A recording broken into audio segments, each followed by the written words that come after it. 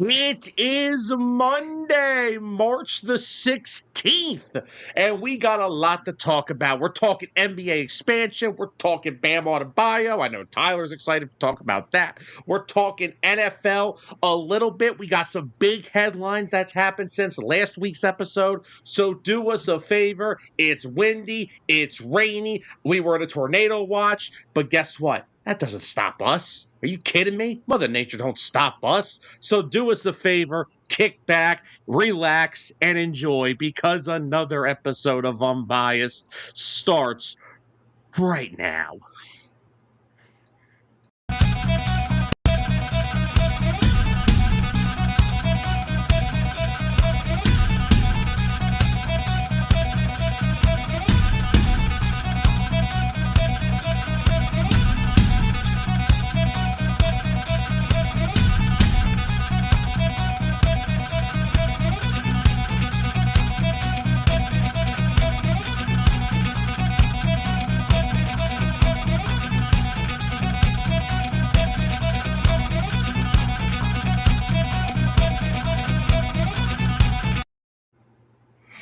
And good evening, everyone, and welcome back to another episode of Unbiased, only here on 609 Sports Talk Radio, coming to you guys live from a windy, breezy, rainy, and warm Hamilton, New Jersey today.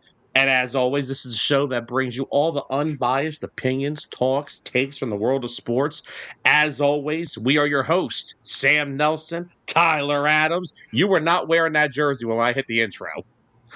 Right, I wasn't. Which is funny because I actually had it laid out and I forgot to put it on.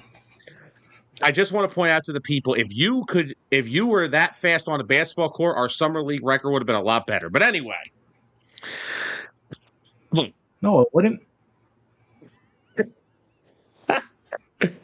Anyway, we got a lot to get into. We'll talk NBA later in the show, Big game last week in Miami. We'll talk some of the expansion stuff that's possibly going to be voted on at the next governor's meetings. We'll get into that. But Tyler, we're going to kick this off with some NFL talk. Now, when we were on last week, on Monday for our free agency frenzy, a lot's changed since then. Yep. So everyone knows, last week we didn't have a Birds of the Gridiron episode. We were off on Friday. But the Friday before that, we got breaking news live on that show that Maxx Crosby was traded from the Las Vegas Raiders to the Baltimore Ravens for a package of a 2026 and a 2027 first-round pick. However, as of last Tuesday, before we did DA After Dark, the Baltimore Ravens backed out of the trade. So as of right now, Maxx Crosby is still a Raider, and from what it sounds like, he may stay a Raider.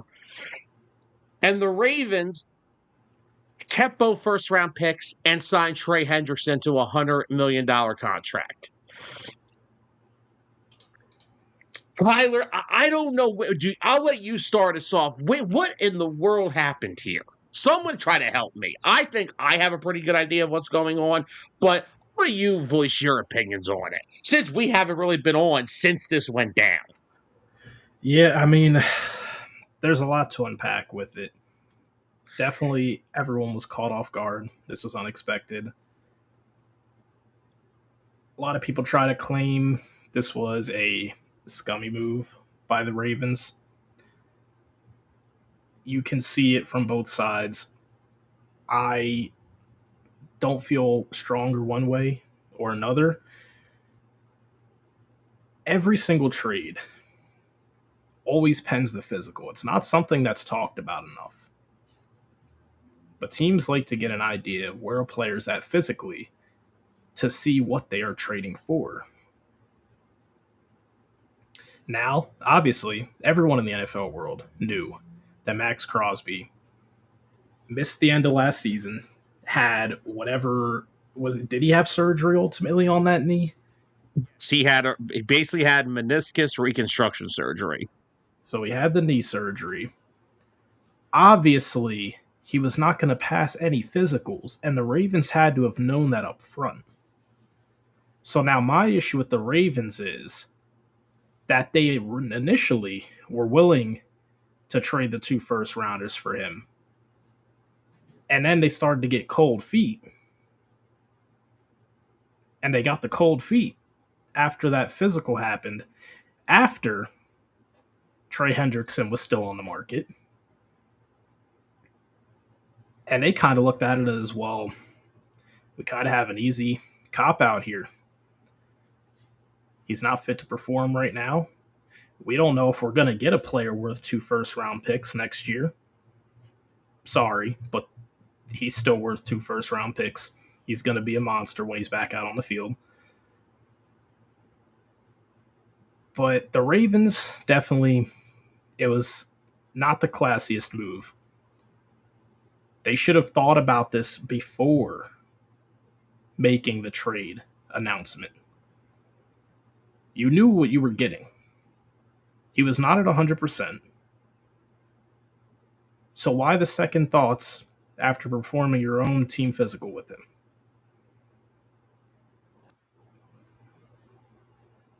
It's not a good look for them.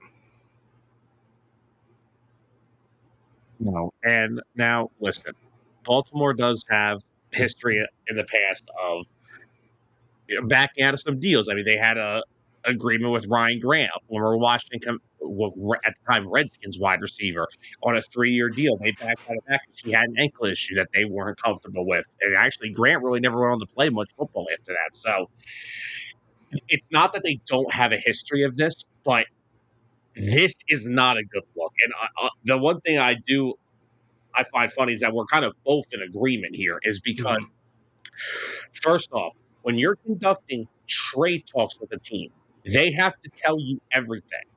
The Raiders were having trade talks with multiple teams. They were having talks with the Ravens. They were talking with the Cowboys, who I remember the reports came out. They came the closest outside of the Ravens to meet the asking price. They were all first and second, but the Ravens ultimately jumped ahead with the 2 first and won the deal. They were speaking with Dallas, who apparently the doctor that does a lot of the situations and medical stuff in Dallas had a big say in this. Apparently, they conducted multiple teams doctors over this because, remember, just because you're a team doctor doesn't mean you're not just a quote unquote doctor. It doesn't matter who it is. There's doctors or doctors. Exactly. But they were having talks with them. They were having talks with Chicago. I'm sure they've had talks with Philadelphia because it feels like that's a Philadelphia thing. To at least check on Maxx Crosby and see what he's worth. Yeah. But they have to tell these teams, listen, he did not go in to have his meniscus trimmed. He had it reconstructed. He's going to be out longer. He will be ready by the summer, June, July, heading into training camp. There was no way, shape, or form he was going to pass a physical in March. Yeah. They told teams about this. Yep. And I agree with you. I don't want to hear that the Ravens came out and said, oh, we found something in the medical reports that we didn't like. Bull. What you figured out was you traded for Maxx Crosby.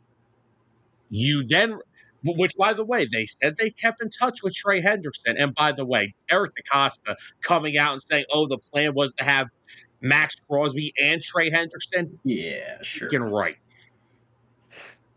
Show me the payroll to make that happen. Well, I mean, they don't have much. I mean, they got to rework Lamar's deal, but outside of that, they could have made it happen. It probably is possible, but you didn't hear Trey Hendrickson linked to the Ravens until the Maxx Crosby thing that went down. And of course, typical Ravens, let's sign Hendrickson the next morning. Like 12 hours later, let's sign him. That doesn't make us look more ridiculous as it is. But which, by the way, Trey Hendrickson's coming off core muscle surgery. Who knows if he'll be 100%. There it is. Catch up on a couple of comments. What's up, Mike? What's up, Anthony? What's up, fellas? Yeah. Trey Hendrickson's got no clean bill of health either. The only difference is You just pay him a big contract and you keep your 2 first rounders for 2026 and 2027. That's the difference Yes. here. And I mean, like, this was such poor timing because of all the money that the Raiders had already spent, not thinking Yeah. they would have Maxx Crosby's deal on their books for this year. Now, Mhm. look, it's not like they backed out of much, and I actually think the Raiders are still the Raiders actually may be a better team today. They just took 2 first-round picks and turned it into the elite pass rusher they've been looking for since Khalil Mack. You're right, and it's hard to find a good pass rusher, remember? Somebody said that on Twitter, and I was I was dying. We'll just say that it was fate for Maxx Crosby to return to the Raiders.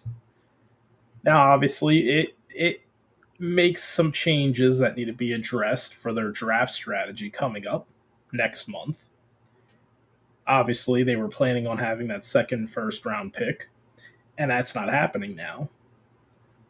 But to retain a player like Crosby, it's still a chance he could be moved. We don't know that for sure if he's going to return. But if you add him back onto the moves that they made in free agency so far, that Raiders defense could be something to watch next year. Now have a front seven that has Maxx Crosby. They signed Kwity Paye, who I think is the perfect. I wasn't a fan of the Kwity Paye move before the trade got nixed because Mhm. I'm like, okay, are you kind of bringing him in to be the Crosby replacement? I don't like. I mean, I've never been a fan of signing a number 2 pass rusher to Yeah, replace a top pass rusher. I don't like it. I don't think it ever works. But now Kwity Pace, opposite of Maxx Crosby, that's a little that's different. that's the They ideal situation. You brought Quay Walker and Kobe Dean in to anchor down that front seven. That duo is going to be filthy if they're healthy. But Mhm. it does hurt in the terms of, they were prepared to go into the draft with these 2 first-round picks, you're going to take Fernando Mendoza at 1, and now not having that 14th overall pick. It's going to hurt, but I ultimately don't think this hurts the Raiders as much as people think. I think the Raiders had a great free agency. They added Tyler Linderbaum to their offensive line. They're going to pair him up in the interior with Jackson Powers Johnson, Colton Miller's at left tackle. I think they got a foundation there. They do.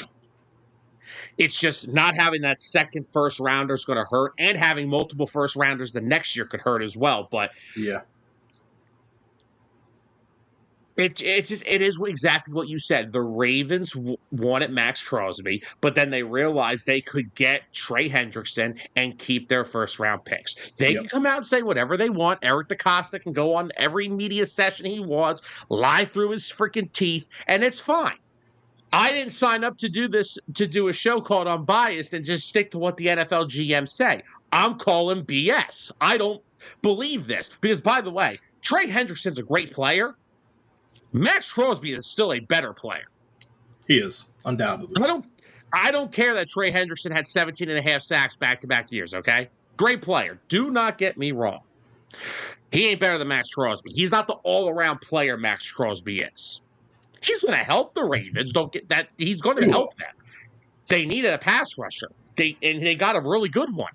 But again, Anthony brought it up in the comments. He came off of core muscle surgery. I mean, Anthony, it's not like the Raiders are strapped in money. They had some of the most cap space even before the Crosby deal. Yeah. I mean, they could keep Crosby. They could. However, if a trade is to go down now, I think I'm going to tell people this right now. June is going to be a very busy month in the NFL. Yeah. Because when you're able to trade players post June and lower cap hits and all that stuff, that's a big month. If I'm the Raiders, that's probably where the Maxx Crosby trade is going to happen, unless Yeah. it happens within the next couple up leading up to the draft. I It agree. could still happen. It is, and I mean, there's two different sides to it. Obviously, you can move him before the draft. That gives you a chance to secure an extra first round pick this year. If you wait until after June, then most likely you're securing a first round pick for the following year. So either way, I'm not saying they need the extra first round pick this year. It's not like they're going to draft Mendoza and go on a playoff run this year. the rebuild is still going to take a couple of years. So it's not the worst case scenario if they do have to go in to trading him after June, getting a draft first round pick for the following year, and going from there. I mean, because by that point, depending on how his rehab's going, he's probably going to be able to pass team physicals, and then we're not going to have this conversation anymore. Or they could just decide to hang on to him for this year, and maybe they trade him before the deadline. Maybe they let him try to prove himself on the field again this year. And who knows, maybe if their defense is just really that good with him out there, they just decide to keep him. And he decides he wants to stay. Mikey, the NFL draft is April 23rd through the 25th. 609 will be live for both the first 2 days, so don't forget that. Mm-hmm. No, we are not live for day 3. I don't have 6 hours to do a show on Saturday. That's just too much. Rounds 4 through 7, I'll be asleep by 5. But do you think this?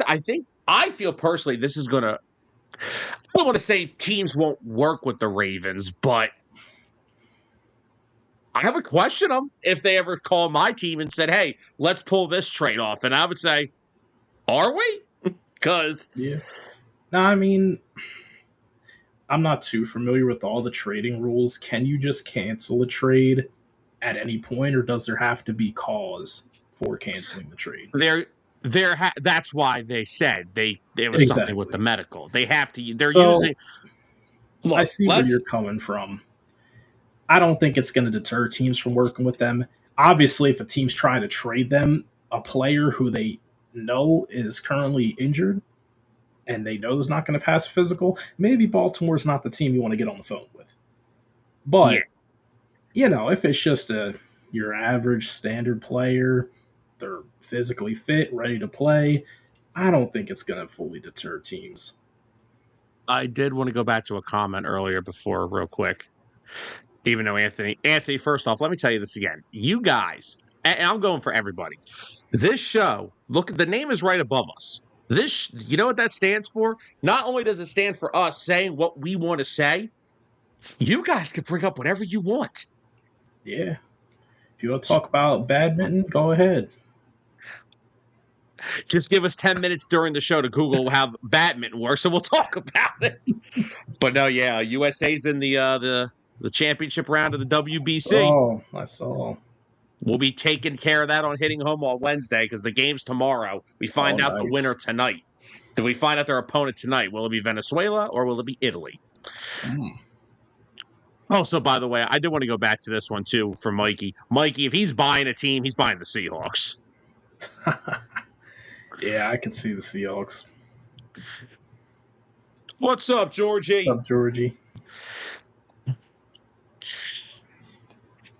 So, but no, look, and I want to keep this show always authentic. You guys make the show. If it weren't for you guys, we wouldn't do the show. So guess what? Whatever you guys throw in that comment section, as long as it's appropriate, some people know who they are, but we are always going to bring it up on show because you guys help us do this. But the one thing I'm going to continue to say is I will keep that name always to its point of unbiased, and I'm going to point out the fact of every point that there is. The Ravens got buyer's remorse. They didn't want to trade 2 first-round picks for Maxx Crosby, so they signed Trey Hendrickson, and then they kept their first-round picks. That's it. And they used the medical as an excuse on why they backed out of the deal. Because every other team that the Raiders talked to, it didn't sound like they want back out of a trade. Didn't sound like they were scared about it. Yeah. I'm calling BS. And I still believe that it's a deal that should have still happened. Yeah. Now, ultimately, I think Baltimore, on a football side of it, I don't think it's the worst decision to back out of it. I don't think Maxx Crosby fixes the Ravens. Yeah, honestly, did the Ravens need a player of the caliber of Maxx Crosby? No, I don't think they did. saving themselves those 2 first-round picks. I can't blame them. What they did, yeah, it was scummy, but I can't blame them. To bring in a player like Hendrickson, okay, he's coming off the core injury. He has an injury history. Well, when he does play, he's pretty good. And he produces. You need someone to get to the quarterback, he can get to the quarterback. Pair that with some other players that they've taken recently, they might be able to re-strengthen their defense a little bit. But what the Ravens do need to focus on mainly is getting all the pieces to put an offensive rhythm together. We're going to get a wide receiver for Lamar Jackson. Because guess what? Baltimore backed out of that trade. There's another trade I could see them making after June 1st that actually probably makes a little more sense now. Do you think they could come a knocking on Philadelphia's door for A.J. Brown? Honestly, they need a wide receiver to complement Zay Flowers. He can't do it all on his own. No. Having a bigger physical receiver like A.J. Brown could benefit him. And I mean, if you do it after June the 1st, you have an option. I'm not asking for A.J. Brown is not getting you 2 first-round picks. I think we could solely agree there. He's not. But we'll take one first for 2027. Well, that's the thing now. If you're doing it after June 1st, that means you're not getting a pick in this year's draft. So are you getting a 2027 first along with like a 4th or a 5th? Or would you be comfortable taking like, I hate to say the name but it's the most realistic thing I could think of. Would you think of like Rashad Bateman in a 2027 first? Would that do it? I'm thinking at the point in time. Like right now, that sounds ridiculous, but it's only March 16th. I'm talking after June. Is that something you would consider? Because we all saw the reports the Rams are involved in the A.J. Brown thing too. You better offer that 13th overall pick and that's it. Yeah. Heck, I may even want Devontae Adams back in that deal. Because whenever the Rams said they're thinking of moving him, I'm not giving the Rams A.J. Brown, Devontae Adams, and Puka Nacua. I'm not making a Madden team over there. It's not Ultimate Team.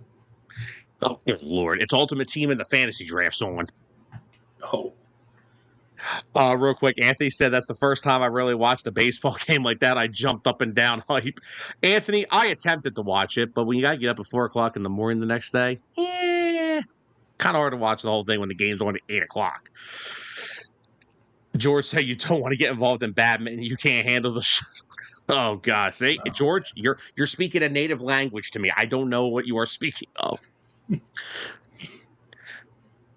Mike asked, who is better right now, Lamar or Josh Allen? Lamar or Josh? Sam Darnold. Oh, that's tough. That is tough because I mean, they both won MVPs. They both made it just about as far as each other in the playoffs. Neither of them have been able to reach the Super Bowl. I'm going Josh Allen.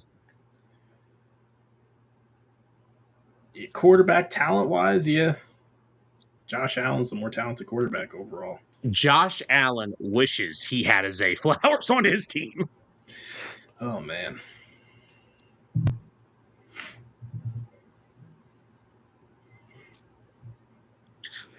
And that's my point. That's why I think personally, if you were a Ravens fan, would you rather have Maxx Crosby by himself?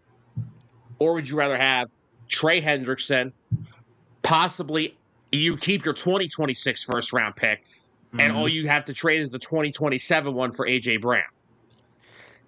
Because I'll tell you right now, A.J. Brown, first of all, A.J. Brown and Derrick Henry, those lockers got to be right next to each other. Those are two physical specimens right there. Oh, man.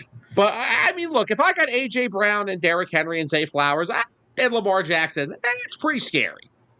That's a pretty scary offense. Or they can just, say we're keeping all of our first-round picks, and they go ahead and draft the wide receiver first round this year. Because they've done such a great job of evaluating that position.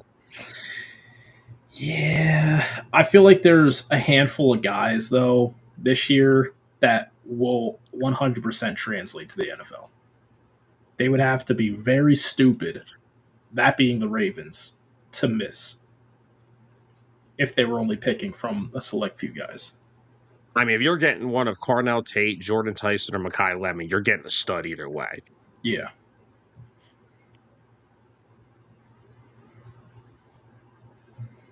Mikey, I'm not really sure what Jacksonville would offer. I really don't know what they have to offer us. Send Brian Thomas back. Or a first-round pick and Trayvon Walker. Mm. The Eagles have to add another edge rusher. We know that. So we'll talk about that we'll talk about that on Friday. So, but ultimately, I still think the Ravens did what they did for a reason. I think they just got buyer's remorse. I think they used the medical as an excuse, and that was the reason. Because you knew he was hurt. It's not like it was a surprise.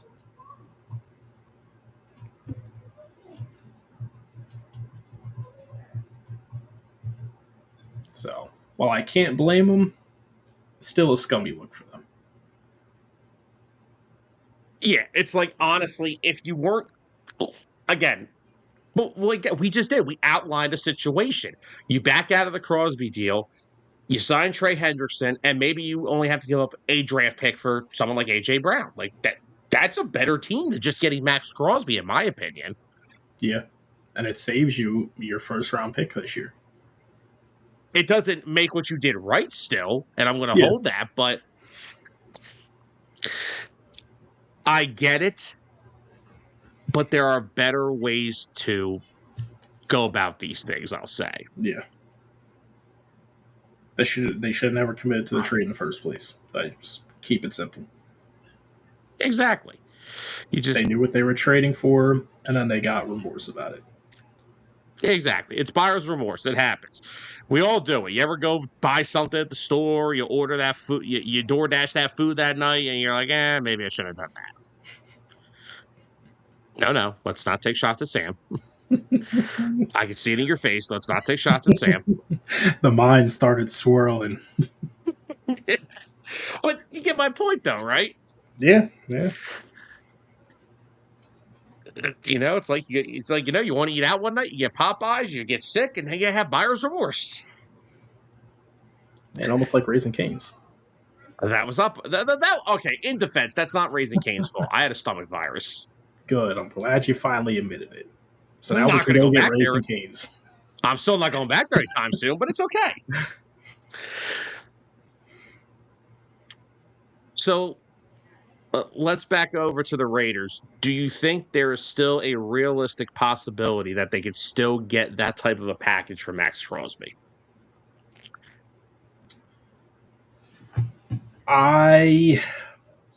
At this point, I don't think they're getting two firsts. I think what's going to be the new standard for him is what Dallas is willing to offer, the first and second.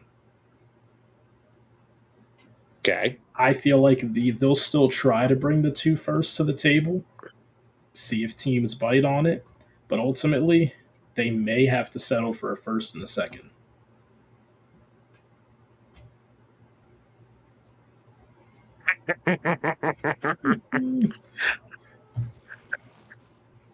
Thanks, Anthony. Got a point.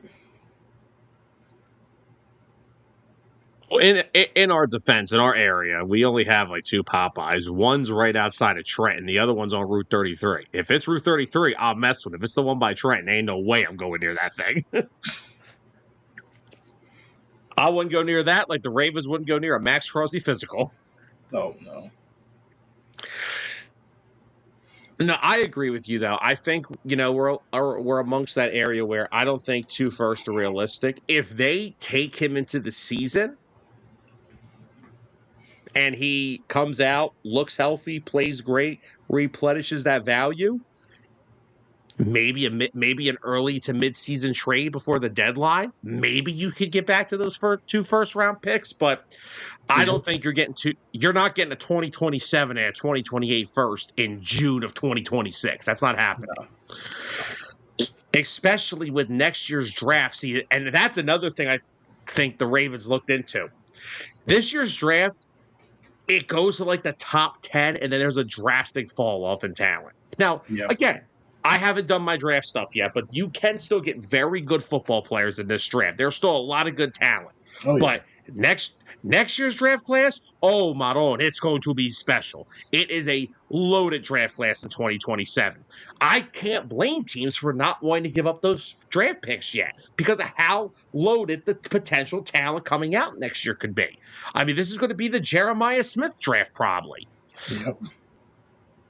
Like, there's going to be so much talent in next year's draft. I don't blame teams for being reluctant to trade their 2027 draft picks. That's why Howie Roseman keeps trying to get all these compensatory picks. He wants as many as he can, the sick SOB.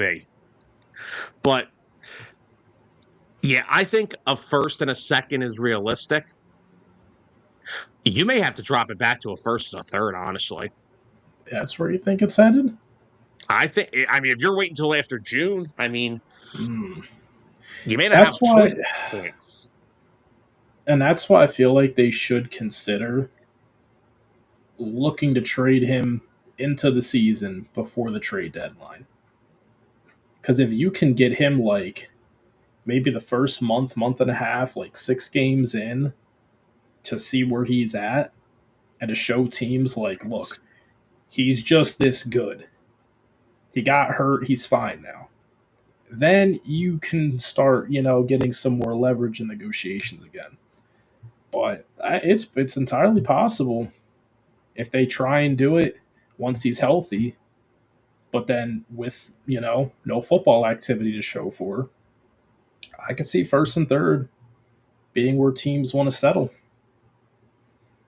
Maybe we're looking at like first and the conditional third, where it's like it could turn into a second with performance-based stuff in it. Yeah. Mike, too early in the offseason for me to answer this question. Oh, man. Yeah, I got to see where everyone lands, what teams they go to. Yeah, I got to wait for the draft to be over to answer those questions.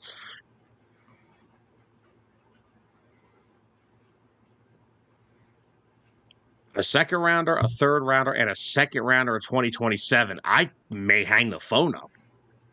Yeah, if there's no first rounder in there, I'm not. Yeah, end of discussion.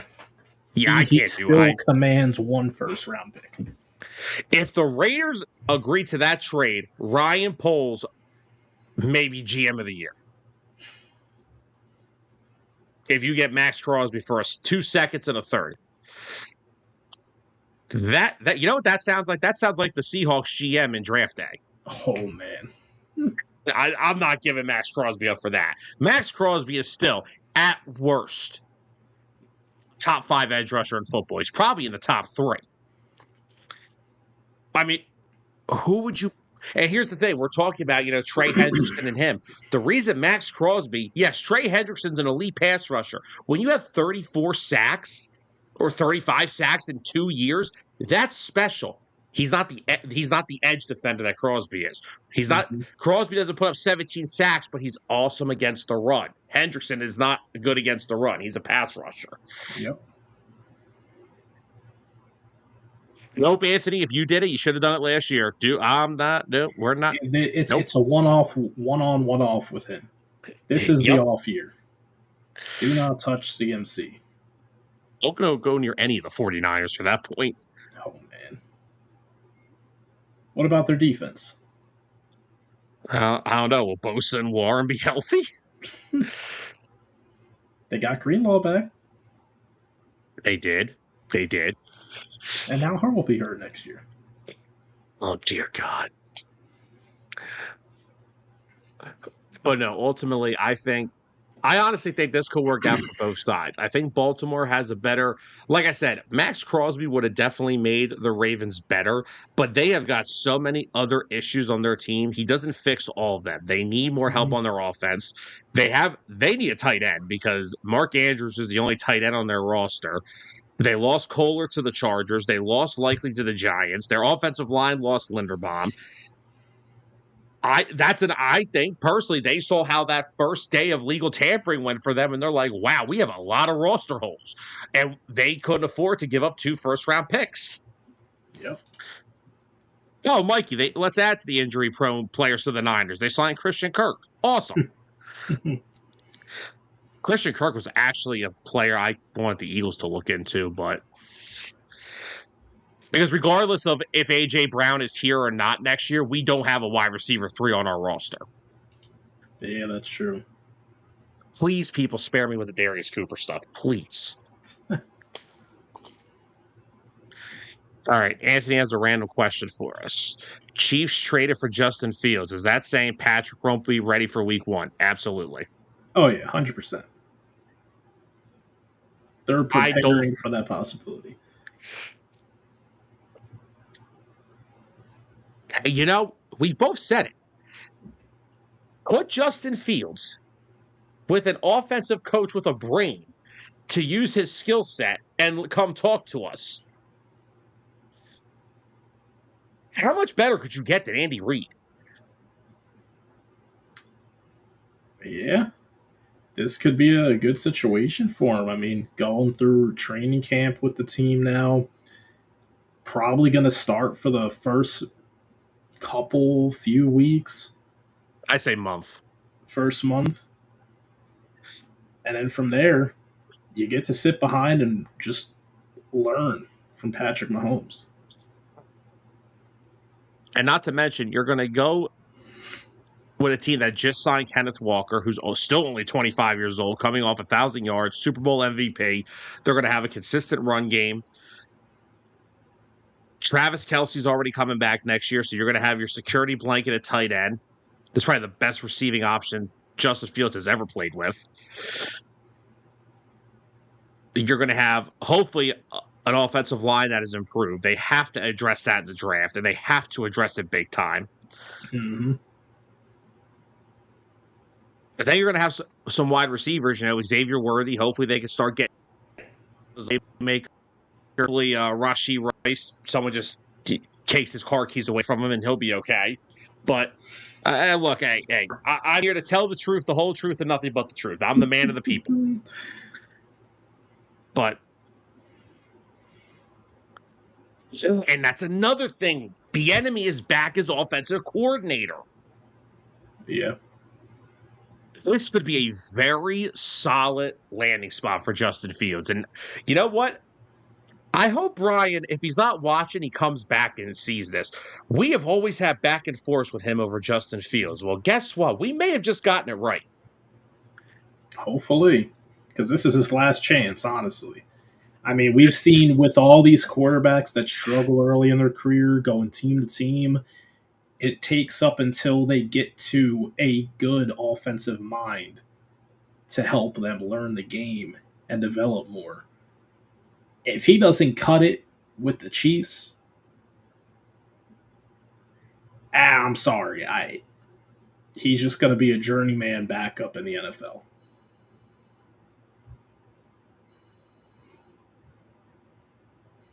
Yeah.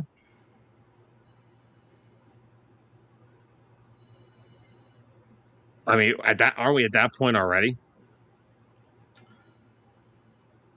Yeah, basically. Basically. But I mean, he's been to Chicago, which before Ben Johnson was hell, the Jets, the Jets and the Steelers have been offensively challenged since 2015. So,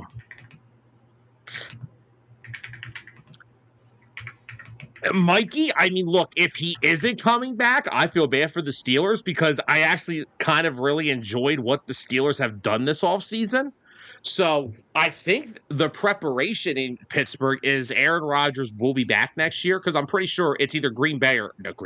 Jesus Lord. It's either Pittsburgh or bust.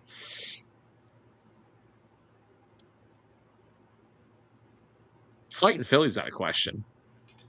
Where does Anthony Richardson go? Another quarterback who's on the trade block. Let's see. Let's ask the magical NFL QB guru. Anthony Richardson, let's send him to the Browns. No. That's a joke. That's a joke.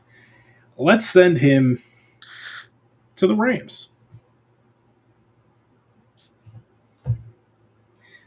That Ram spot behind Stafford could be any failing quarterback's salvation. Well, I understand that. You just have to consult me every time you speak of this stuff because we keep having the same agreement on this. Of course, because it's the best landing spot for failing quarterbacks. So of course we're gonna have the same one. By the way, Mikey, Aaron Rodgers is 42. He'll be 43 in December.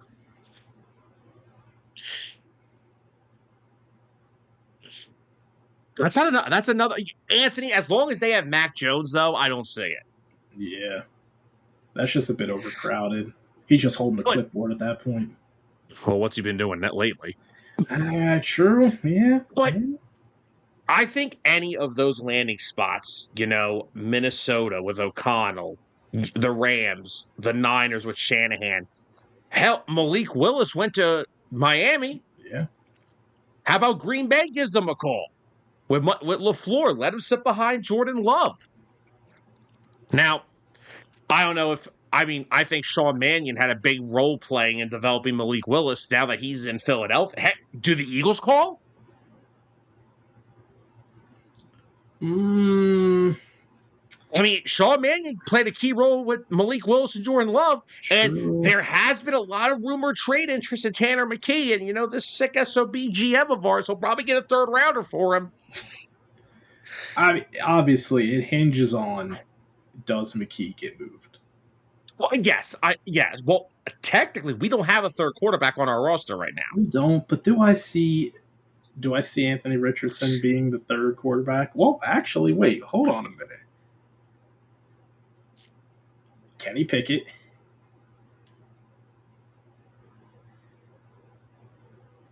Sam Howell.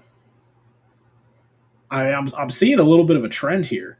I mean, let's not act like Anthony Richardson is this amazing commodity that everyone's after. They like to go with a lot of experience in their quarterback room. They don't like they took Kyle McCord last year in the draft. He got waived. Yeah. And he led the freaking FBS in passing. Mm-hmm. They like experience, so I could see it. Anthony, I would much rather take a flyer on Anthony Richardson than Trey Lance. And I believe Trey Lance has already re-signed with the Chargers. I believe they gave him another 1-year deal. But I would easily take the upside of Anthony Richardson over Trey Lance. Trey Lance will go down as one of the worst draft picks I've ever seen in my lifetime. And I was a lot around for Jamarcus Russell. But no, yeah, Anthony Richardson, there's a lot of good names out there. But I really like the idea of going into that McVay trade with either LA, Minnesota. I think Minnesota does. I think Minnesota may be out of it now. But, I mean, they still could. I don't know how much they trust JJ to either win the job or even be on the team. So, but I think if you put him in one of those systems with McVay, Shanahan, O'Connell, LaFleur, I think that's where he really needs to be. Yeah, those would be the top spots for him. Yeah, Philly's like a dark horse, but I don't really think. I'm not sure about. As long as Tanner McKee's there. I still have to see what the passing game develops as with my franchise quarterback. I'm not going to bring Anthony Richardson in to try to save his career. Well, no, it's not just that, but also the other reason I could see it is Tanner McKee and Jalen Hurts are kind of completely different quarterbacks. Jalen is supposed to be a mobile quarterback. Keyword, they're supposed to be. And McKee is really the stand-in-the-pocket type pocket passer. Richardson and Hurts, actually, their play styles are more similar. So sometimes you rather, and that's a big reason why, now, don't get me wrong, when Kenny Pickett was in there, the offense looked like crap. There's a lot of reasons why Kenny Pickett out there made the offense look like crap. But it's hard to adjust. Heaven forbid something were to happen to Jalen. It's hard to structure an offense around a backup quarterback when the play styles are different. Why was San Francisco so successful when Brock Purdy was hurt? Because Mac Jones and him are almost the same quarterback. Yeah, they are. That's why Richardson honestly makes some sense for the Eagles, because if, God forbid, something did happen to Jalen, the play styles are kind of similar. You don't have to change up a bunch of stuff. That's the only Yeah. reason where I'm going here. I just don't know if Anthony Richardson can hit a broadside of a barn. I'm not saying he can. I'm just using an example, I okay? I Good, get it. I get it. good Lord. Message received. Go Still don't ahead. think this is a good spot for him. I don't think it is either. That's why I put him as a dark horse. I think he needs to go into that McVay, Shanahan type style, go sit behind one of those quarterbacks and learn from that offensive mind.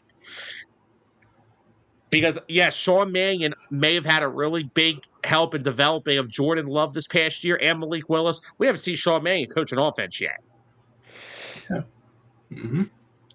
And I ain't going to sit here and act like my head coach develops quarterbacks. We're not there. Speaking of quarterbacks, it's a good way to segue into our next topic. Kyler Murray, 1 year, veteran minimum deal to the Vikings. Probably the worst kept secret of the offseason. Wherever Dustin is at, I just want to say, I told you so. I called this since the beginning. Since last season, we were talking about it. We all knew he was getting moved. Arizona was moving on.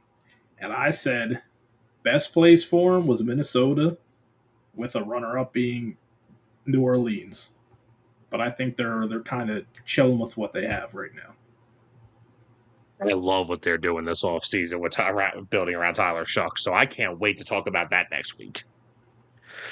But no, yeah, I mean, Minnesota is the definition of a quarterback away from being a contender. Yep. They have all the talent in the world. They've got Justin Jefferson, Jordan Addison, TJ Hawkinson. They still have a solid run game. They brought Aaron Jones back. They still have Mason. I still think personally they need to start investing into a long-term option at running back, but their O-line should hopefully be healthy. I mean, Christian Darrisaw should be healthy. Will Fry should be healthy. Now, we did see Brian Kelly retired. I did. Their center, so they got a hole to fix there, but there should be, and their defense led by Brian Flores is one of the best in the league. And I think what we're really forgetting is that Kyler Murray was the number 1 overall pick out of the draft in 2019. Yeah. He is supposed to be that guy that changes a franchise. Maybe it just wasn't Arizona. Yeah, I definitely don't think he had a rough go in Arizona, from changing up coaches to then him getting hurt. Never really had a chance to get a solid foundation in Arizona. He's been in the league for what? It's going on his 8th season now. 7-8 years, yeah. But I think this is a great landing spot for him. Honestly, the problem with Kyler Murray throughout his career has been turning the football over. I think O'Connell's the perfect head coach, offensive mind, to help him cut the turnovers down, be more efficient. I mean, he's got a career average of 67% completion percentage. On his good years, it's usually 68, 69. I think this could be the best year that we see out of Kyler Murray in his career with Minnesota, with the weapons they have. His ability to run with the ball and use his feet, it's going to add another layer to that offense. And I think that'll also benefit Addison and Jefferson with having a mobile quarterback as well, and it might help them get open.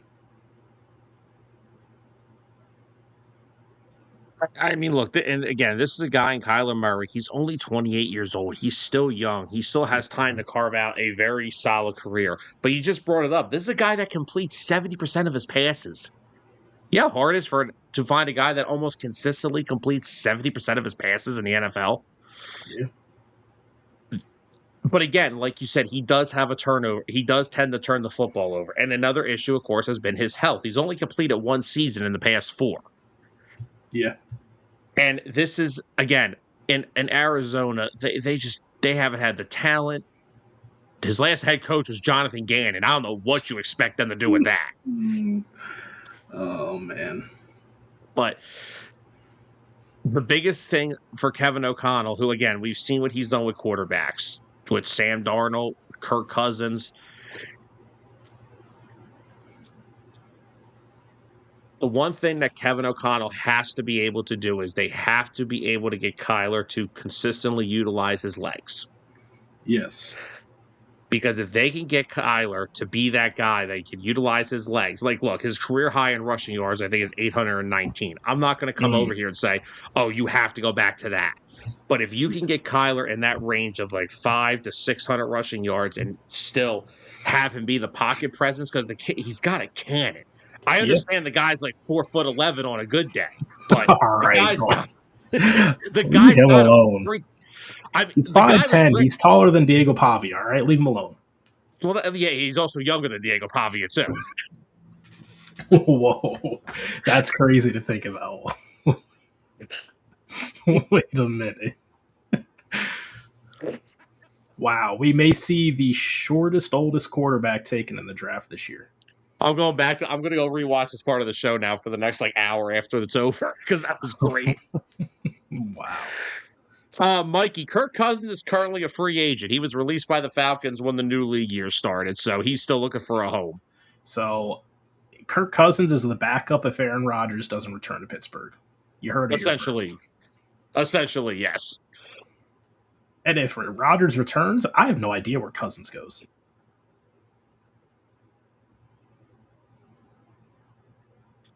Because he wants to start or have a chance to compete. Oh, wait, I figured it out. Miami.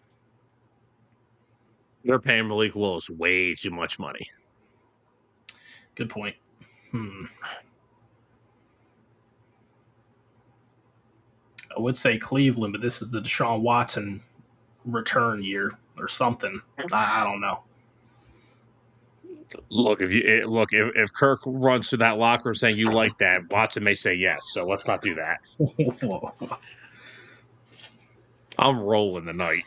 You are. But back to Kyler. Holy crap!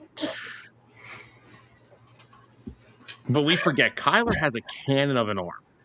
He can throw that football. He can make any throw you ask. I mean, he was drafted to play baseball too. He was.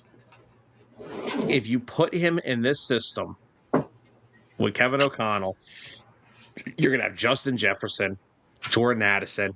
TJ Hawkinson is still a very serviceable tight end. Now, I know this past year was a down year. This past year was a down year for everybody in Minnesota because J.J. McCarthy just wasn't good enough. Yeah, I won't take stock in TJ Hawkinson having a down year when Jefferson had the worst year of not only his career, but in terms of any top 10 wide receiver that I've ever seen. Yeah, so I think Kyler has a lot of good football left in him, and I still think that he landed in the perfect spot. I think Kevin O'Connell and Minnesota has them in a perfect spot, and I personally think Minnesota's a playoff team next year if they're healthy. Yeah, I definitely think they'll make some noise. I think they will be competing. Now the problem is they're in the gauntlet that is the NFC North. Such a loaded division, man. You've got Chicago, who I personally think has gotten better this offseason. You have Green Bay. I mean, Green Bay, with how many coaching changes have gone on, they're the one that I'm not worried, but slightly questioning heading into the year. Don't know how they're going to perform.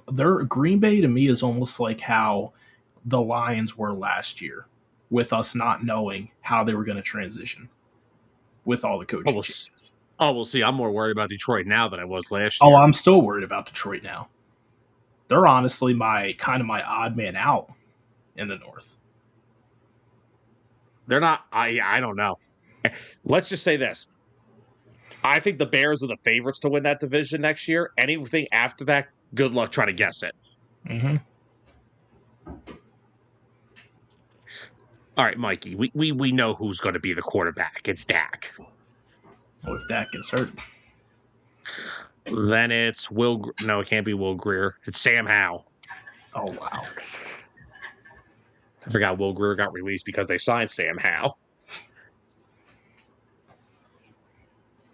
But no, I think Kyler going to Minnesota. I think Jefferson's going to have a big year. I honestly think Addison and him may actually have a really good connection because, we know Kyler, he can throw the ball down the field, and Jordan Addison can go get it. yeah, both of them can go down and get it. And he adds an aspect to that offense with his legs. Like we just said, it Minnesota's run game, it's okay. I mean, Aaron Jones is getting older. Mason's a very nice rotational back. I don't think they have the quote-unquote RB1, but that's where you can utilize Kyler's legs so much into opening up a new style for that offense and using his legs to either use it as another part of your rushing attack or you go off and freaking and you freaking use Kyler as a guy that can move the pocket because he can. Yeah. He could either you could either utilize him in the run game or you use him to move the pocket. So I think this is a good spot for him. I think it's a great spot for Minnesota. If it doesn't work, I don't know what's going to happen with Kevin O'Connell. Yeah, at that point, you're probably looking at a change of coach, looking for your franchise quarterback. And yeah, Minnesota fans don't want to think about all that. Yeah.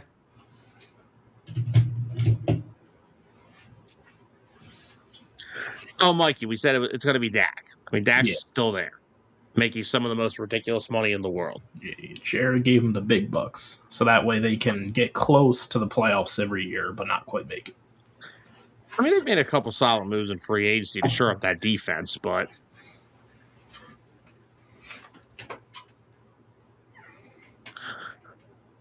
okay, well, I think my night's over because I just have some people thinking of the possible idea of the Eagles signing Deebo Samuel. So my night's over. Oh, please, no. I'm not signing Deebo Samuel when I could easily just sign Jawan Jennings for way more value. Yeah, well, I'm not. I would not want Deebo. I want Deebo nowhere near my team. All right, Tyler, shall we slide over to some NBA? Let's do it. I've been waiting all night for this. Well, if you weren't paying attention last Tuesday night, guys, history in the NBA was somewhat made. Not all the way made because it's only the second most. It was altered. But history was altered. History was altered. For years now, we know that Wilt Chamberlain still holds the record for the most points in an NBA game at 100. Still don't know how true it is because there was not social media back then.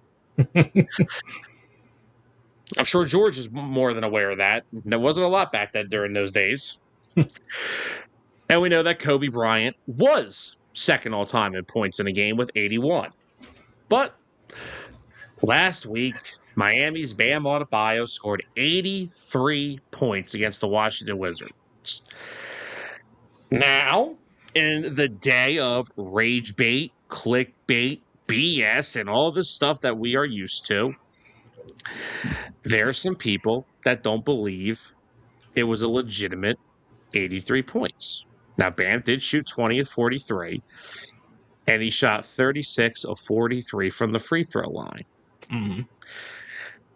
A lot of people have issue with Miami's attempt in the fourth quarter of constantly fouling the Wizards so that the Heat would get more possessions. So which I'm gonna shut that. I'm gonna shut that down. Okay. Not everyone watched that game. I actually was able to watch that whole game. In the fourth quarter, At the point when some of the Heat players did intentionally foul, Bam was already up to, I want to say, close to 79 points. And at the time that they tried to start doing that, he told his teammates, don't foul them. Because there was still plenty of time for him to break the record. Like, he was cruising in the fourth quarter to be able to break that record. And it finally took until the fourth quarter for the Wizards to actually just put 4 guys on him to try and prevent them to inbound the ball to him.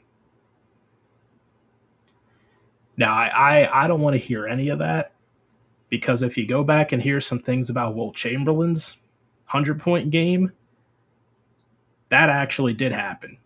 During the whole second half of the game, they intentionally fouled the other team just to see how many points that Wilt could score. So I'm not here for all the people that want to discredit what he did. Because, okay, let me think how many times they actually probably fouled the Wizards in the fourth quarter. Let's see. Wonder if I could pull up a box score real quick. First off, well, why you do that? I just want to bring up that Wilt Chamberlain scored 100 points in an NBA where he was literally the opposing centers were like 6'6". Yeah, he had like a foot and a half on them. Exactly. There was only one guy during Wilt's tenure that could take him pound for pound, and that was Bill Russell.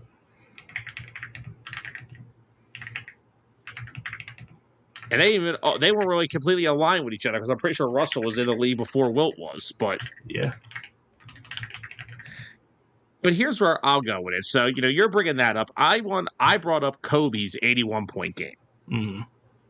And I don't think people are upset about the way the Heat approached the fourth quarter and getting banned that many touches. I think a lot of people think it's because he did it by shooting so many foul shots himself. Because if you look at Kobe's 81-point game, Kobe was 28 of 46 from the field. That is 61%. He was 7 for 13 from 3. Bam was 7 of 22. It's also a different NBA. Yeah. And Kobe only attempted 20 free throws and was 18 to 20. I think that's where some people have some issues with this. So when you get to a point where you're just fouling the player so much, I mean, what do you want him to do? We're not having this conversation if he misses the free throws, are we? No. There's still shooting attempts that he has to make. Not everyone's good from the free throw line. I mean, yeah, it was a significant chunk. I mean, he set a new record for free throws made and free throws attempted in a game as well. Yes, it wasn't something conventional. It's not his fault. He's out there playing the game. And let me try and set some more of the backstory for this game. They come into this game, they're down all their top scorers. I can sit here and tell you guys, Bam Adebayo is not the top scorer on the Miami Heat. And he's not the best scorer in the NBA. Okay? Let's just get those things out in the open here now. But what he did last Tuesday night was truly spectacular. On a night where they're down their top scorers, Hero's out, another injury, needs rest. Young center Kelly Ware's out. Norman Powell's out. Who's going to be the guy to step up? This game was not planned by them by any means. But when Bam Adebayo decided that he was going to put up, let me see, what was it? Was it, I believe, 31 points? It was 31 points in the first quarter. Yes. I know I was texting you. I was like, what the heck's going on? This is ridiculous. He could not miss. Like, he was on fire. And I think at that point he had started off the game. He was like,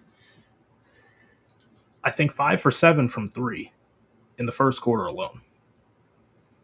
And I was like, oh man, in for quite the long night. And then it went to the second quarter. It was a bit of a down second quarter. Went into halftime with like 40 something points. But after that, had a strong third quarter. Went into the fourth quarter knowing that there was a possibility of being able to set first the Miami team record, which LeBron held before that. And then as he started getting closer and closer to that, it looked like it was realistic for them to get the scoring record, well, at least Kobe's record. That's the record for the modern NBA. That's what people tend to talk about. Like you said, Wilt Chamberlain is always going to have the 100-point game. That was a different era of basketball. Yes, it's still in the NBA record books. Not something that's very comparable to today's game. No. But for all going back again to the intentionally fouling Wizards players, that occurred probably with under 3 minutes, 2 minutes left in the game, when he was already within single digits of that. And they probably only fouled them intentionally like 2 or 3 times. People make it seem like, oh, the entire fourth quarter they did nothing but foul the Wizards. No, that didn't happen. And Mikey's comment here is he's basically saying it's like walking a batter. Do we not? You're saying that what the Heat did to get banned that record was bad. Do we not remember teams walking Barry Bonds when he was chasing home run history? They were intentionally walking him with the bases loaded. They would rather walk a run in than pitch to Barry Bonds. What's that tell you? And I understand people like they like this is the problem with sports talk. We are in the rage bait, clickbait, we want something to bitch about era, where everyone wants something to bitch about.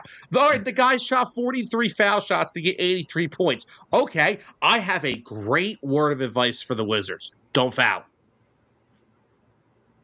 Yeah, if you're foul. The guy scored. Do you understand how hard it is to score a basket in the NBA? Better alone 83 points in a game. Mm-hmm. And here's some more added context for you as well. He didn't shoot that many free throws in the first quarter and the second quarter. Then they were fouling Bam almost on purpose. They were trying to play him more aggressively to try to tire him out. That was their strategy to stop him. And it didn't work. He played 42 minutes. They tried everything to stop him. Yeah. And they just couldn't do it. And if anyone wants to throw out they beat the Wizards, okay. All these other superstars play the Wizards this year. They weren't able to set a record. And Kobe's 83 came against an average at best Raptors team. Yeah. Like I'm not here for all the excuses, people bashing it. It was an incredible performance. Exactly. It's not something that we may ever see again. We didn't see this record held for 20 years. I'm on a roll tonight with the show name Unbiased, because I'm going to be the guy to say it. And I'm going to defend your guy and your team for this, because, everyone talks about, he had to do it with 43 foul shots. He had to do it this way. He had to do it that way. If that was Steph Curry or Kevin Durant, nobody would say a freaking word. Yep. About how they did it. So for all you people that are sitting out there and complaining that Bam Adebayo scored 83 points but took 43 foul shots, he scored 83 points. What else is there to say? Yeah. It is the second most points in NBA history behind Wilt Chamberlain. He passed an all-time great legend in Kobe Bean Bryant to do it. I don't care if you score. I don't care if you score 60 points on 60 free throws. You scored 60 points. Exactly. I mean, if the It is team fouls hard you, to what are you do. supposed to do? Because if they don't foul you, you might score anyways. Exactly. There's a reason they foul you. They're trying to stop you from scoring. Make your free throws. That's how you contribute to your team. But, I get people complaining. It is what it is. Bam Adebayo, not the flashiest name, not a top scorer in the NBA. Oh well. On Tuesday, March 10th, he etched himself at number 2 on points scored list for the NBA. Exactly. And you can do nothing and take it away from him. Yeah. And mind you, he going back one more time to the whole, they had to foul to get him the record. They fouled him a few times, and they didn't even need to, because they ended up pulling him out of the game with like a minute 30 left because he had already broken the record. So there was plenty of time. They didn't need a foul. And he told his teammates, don't foul. It's not necessary. I was following the game, and I'm like, there's 2:20 on the clock. He's got 77. Why are they fouling? Yeah. I just think they some of the younger players, they got a little uppity, a little excited. Yeah, they want to guarantee that he got his name edged in history. But again, exactly that. It's edged in history. And there will be nothing you can ever do to take it away from him. Yep. And our last little bit of talk that we have for you guys tonight, we have some NBA expansion updates. Now, of course, this is per Shams. Pretty sure Shams and not Shams. The NBA will hold a vote. Shams, whatever.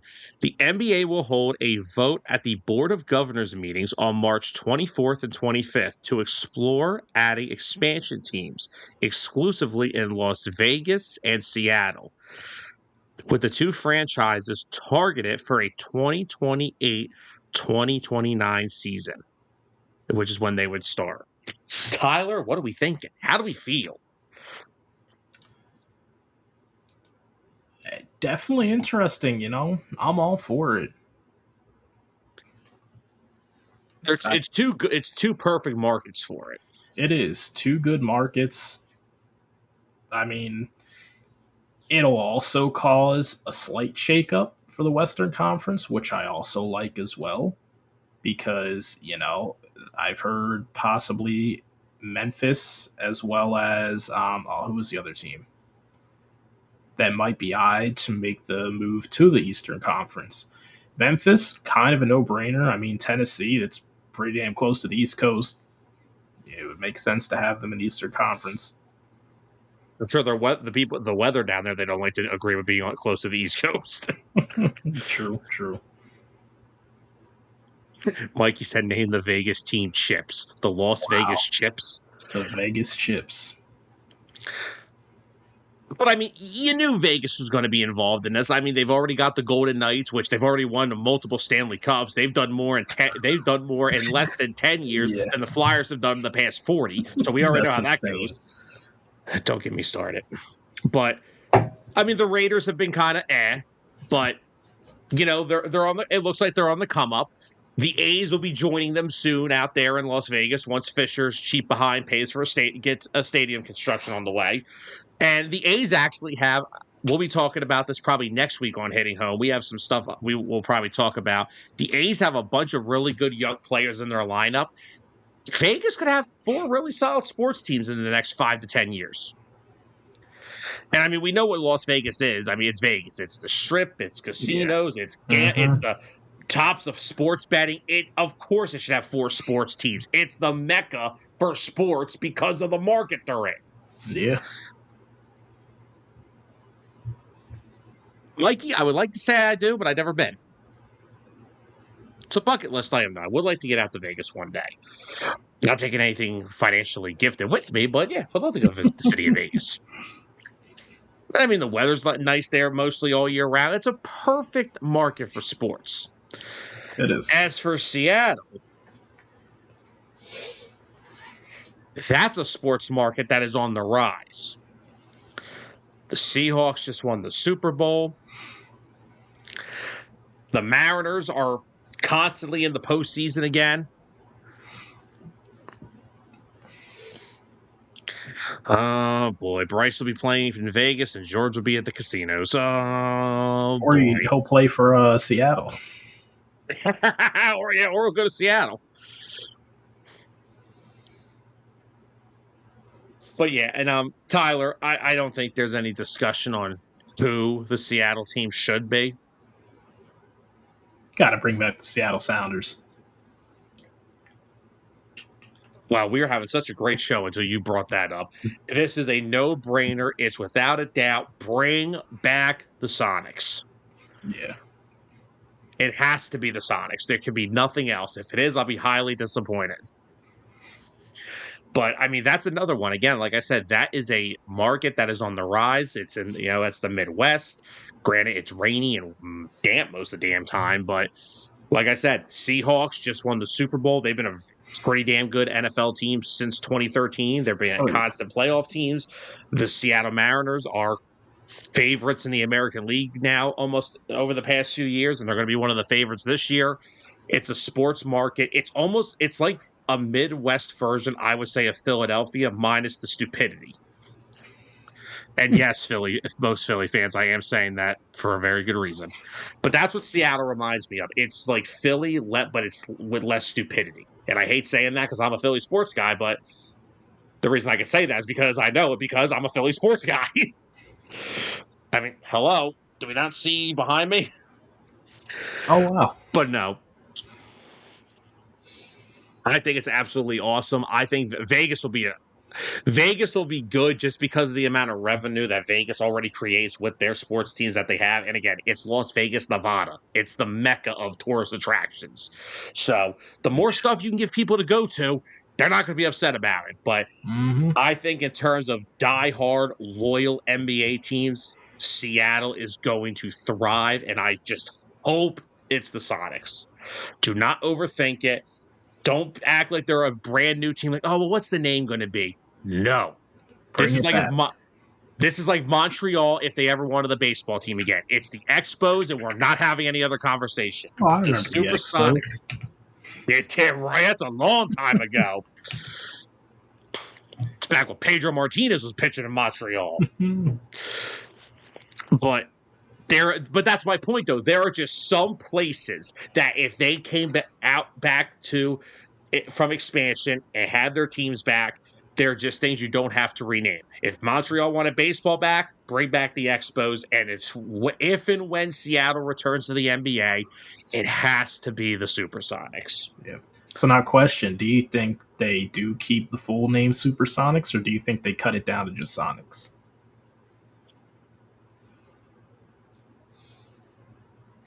I could see them doing it, the Seattle Sonics, and having a throwback uniform that's Supersonics.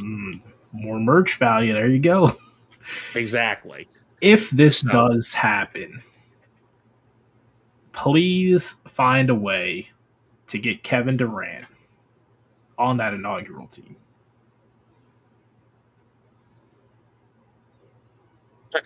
With the amount of teams he's jumped through, I wouldn't be surprised. Exactly.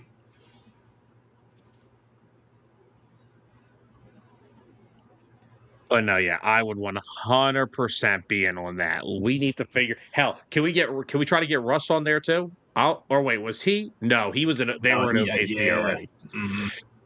Durant was on the original Sonics team that left. That was when he first came into the league. And like the night they come back, we have to find a way to get as many old players there as we can. Can we get Gary Payton? Yeah. Can we get Sean Kemp? Can we get Rashard Lewis? Can we get Ray Allen? Oh man.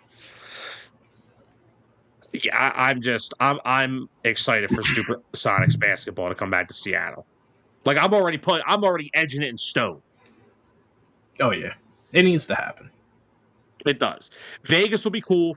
Again, it's a big market. It's the tourist attraction. It's probably one of the top 5 tourist attractions in the world in Yeah. this country.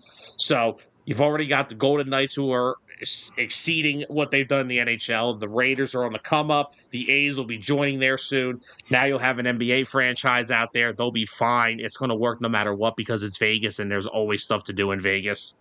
But if you're looking just for straight up fan passion, it is Seattle. I think Seattle personally has some of the best fans in sports. That's why the Seahawks are so special with the 12th man. Yeah. I don't know if you tuned into any postseason baseball last year. That place in Seattle was rocking when they were playing in the ALCS, and it broke my heart that the Blue Jays ruined it for them and went on to the World Series. But I think the Mariners are going to be a good team for a long time as long as they got guys like Cal Raleigh, Julio Rodriguez, and that starting pitching rotation. But I just hope it is the Supersonics. I don't want any other name consideration. If there is, I'm suing the NBA. They need to be sued for malpractice at that point. That is malpractice. Tyler, anything else you want to bring up tonight? Nah, I mean, that's about it. Oh, yeah. Nice little hour and 20-minute show. Guys, we're going to cut it off here. We are going a little short on the time tonight because we have been getting hit with a lot of very weird weather today. And apparently there's a front coming through later tonight. We don't really want to run the show time too much because we don't want to have our power knocked out on us during this.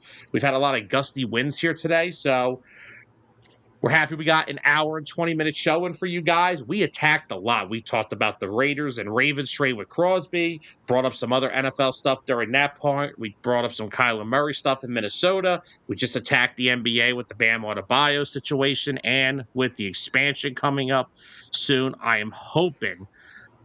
So when that meeting comes, we're going to have to be ready for it because I am excited to see if they do, or they get a vote in that gets the expansion teams in.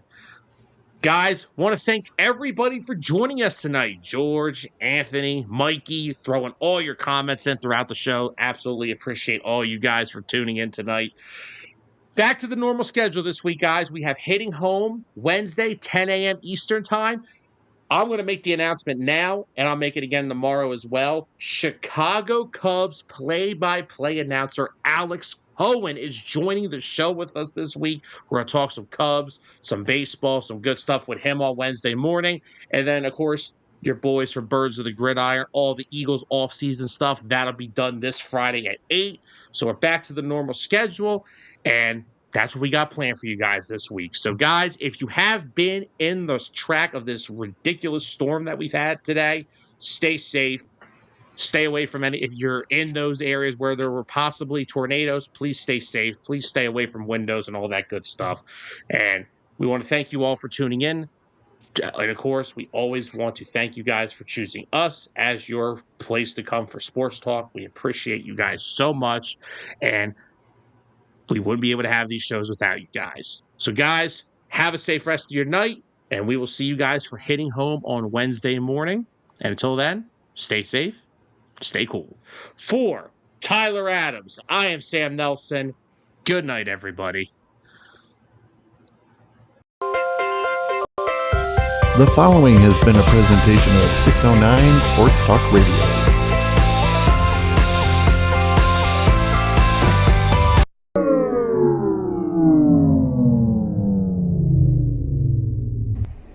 Sam, what did you do?